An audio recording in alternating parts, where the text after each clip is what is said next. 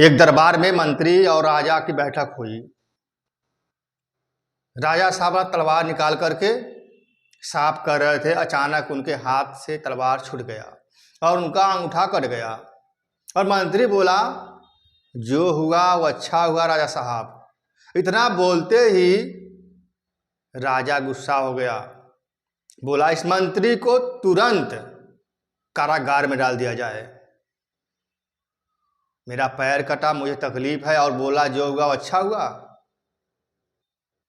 अब राजा साहब उसको कारागार में डलवा दिए।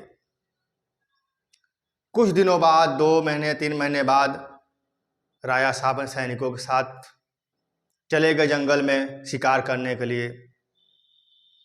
जाते जाते जंगल में वो अकेले पड़ गए, बाकी सैनिक बिछड़ गए, वो रास्ता भटक गए, वो किसी और रास्ते जाने लगे। काफ़ी दूर चले गए, काफ़ी दूर गए तो वहाँ पर जंगली कबीलों का स्थान था, और जंगली कबीले उनको पकड़ लिए।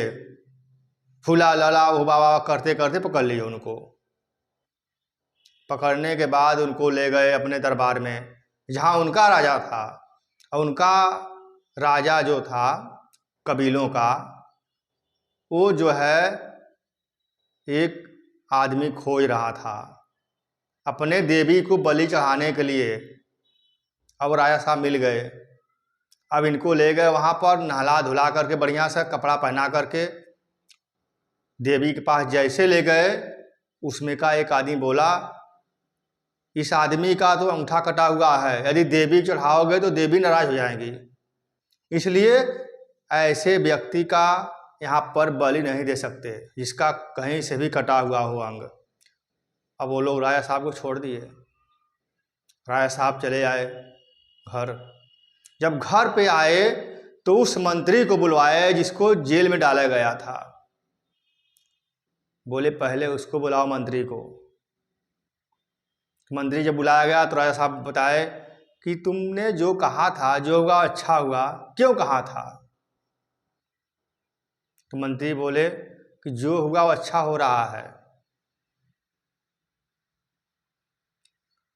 राजा साहब बोले सही कह रहे हो, मैं तो बहुत कष्ट से बिताया हूँ अपना दिन, और तुम 3 महीने कैसे बिताए हो? मंत्री बोला मैं बहुत अच्छे से बिताया हुआ, मेरा दिन बीता है राजा साहब, जो हुआ अच्छा हुआ।